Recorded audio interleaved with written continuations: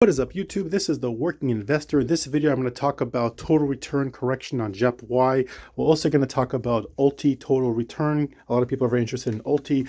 We're also going to talk about a tax strategy to reduce your tax burden on assets that are eroding NAV. Again, you got to speak to an accountant for that. Just want to get some ideas percolating and circulating, and also want to talk about why my returns in August will be low, and I want to be completely transparent with you what's going on. So let's talk about JEPY. I had somebody comment, and I really appreciate these comments. I read them all.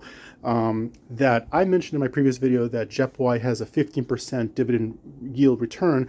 I was basing it off the Nasdaq.com, and JEPY, I believe, had a reverse split. I'm not sure. I think it was a 3-to-1 reverse split. So it's kind of throwing off the math and everything. I guess you have to manually punch everything in, but that can make a big difference because here on the Nasdaq, it's saying it's a 15% annualized dividend, and look at the payouts. They're saying it's like a 40 to 60 cents. Maybe one time there was 91 cents. But it's less than $1, the payouts. But then if you go to the Holy Dividend Tracker, you'll see on JEPY, look at this. They're saying it's almost like a 45% annualized return. And go to the payouts. You see, they're not like 50, 60 cents. They're more like 3 times that amount. So maybe it was a 3-to-1 reverse. I'm quite certain it was a 3-to-1 reverse split because Defiance had had a lot of different underlyings. It had a 3-to-1 reverse split. I'm quite certain that JEPY was part of that as well. So I think it's throwing off the numbers. But so if you go with this number, that it's actually not a 15% annualized return, but it's like almost like a 45% annualized return, then but it lost NAV, it lost 25% in NAV erosion. Why am I saying that? I'm saying that because if you go to any chart, go to any chart, type in JEPY, let's type in JEPY, right? JEPY, and you'll see here that over the past 1 year, I like to go 1 year, 25 roughly, if you want to round it down, 25%. So then, so that changes things a little bit with the math. So if you're making a 45% return on dividends, subtract 25% loss in erosion, so you're walking away with roughly 20% total return, which, if that's the math, if that's correct, then that's actually not too bad. Let's talk about ULTY. I'm always interested in looking at ULTY. It's very, very enticing because they have a very high return. I'll show you in Dividend Tracker that it's about 105% annualized return, and it's like so easy to get into. It's only like less than $12 to get into a share.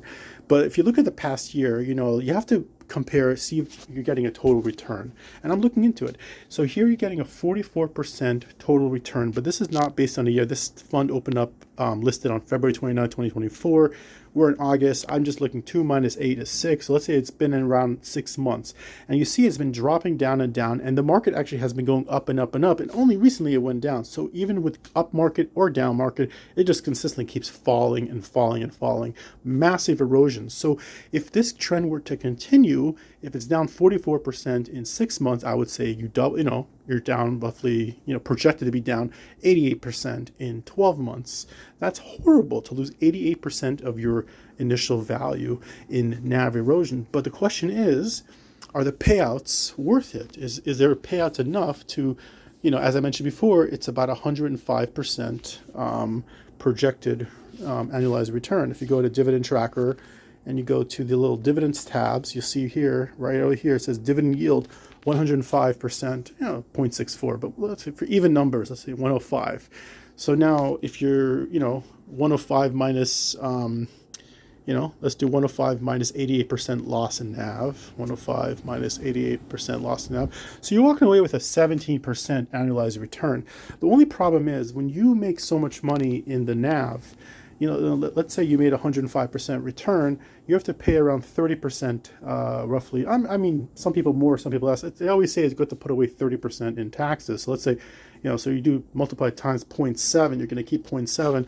So you're really walking away with 73.5, but then you subtract the NAV of 88%. So now you're looking at after tax, post tax, you're looking at a loss of 14.5% loss. So I don't know why I would get so excited about it. But one thing I wanted to talk about, I want you to start thinking about it, talk to your accountant about it. Tell me if this is a good idea. I was thinking, let's say if hypothetically I were to get into ULTY, maybe I would collect that last dividend because they seem like they pay out like the second week of the month, third week of the month, like, like the 17th, 18th of the month. Like, why not get the dividend in December and then immediately sell the shares off in December, and then you have a paper loss on your portfolio. And I think you cannot buy them back for at least 31 days, otherwise it'll cancel out. So I think if you want to get that tax benefit, so you lock in that loss, make sure it's for sure like a loss, like a realized loss, not an unrealized loss, and then you can write off that loss, and then you could buy it back, let's say, at least 31 days or more. Again, speak to an accountant, but that's what I've been reading up, and what I understand with my humble mind. And that could be an interesting tax strategy to reduce your taxes if you're into these NAV eroding funds, possibly. I want to be completely honest with you about my, I don't know why it says projections, it's projections. So I have some poor August projections coming up. You're going to see at the end of the month. The biggest thing was that I had a cash secure put in TQQQ, plus I had a lot of leaps, so I was really heavy in there. And I actually closed it out for a $3,000 loss. As I mentioned in my videos, you can roll and roll and roll. They kind of, if you want to buy more time, you can do that. But sometimes a loss is a loss, and sometimes you just got to take it. I also had NVIDIA. I had initially a 126 cash secure put, which I rolled out a couple times to a 122, cash secure put. And then I got I closed it out on that day that it, kind of panicked a little bit.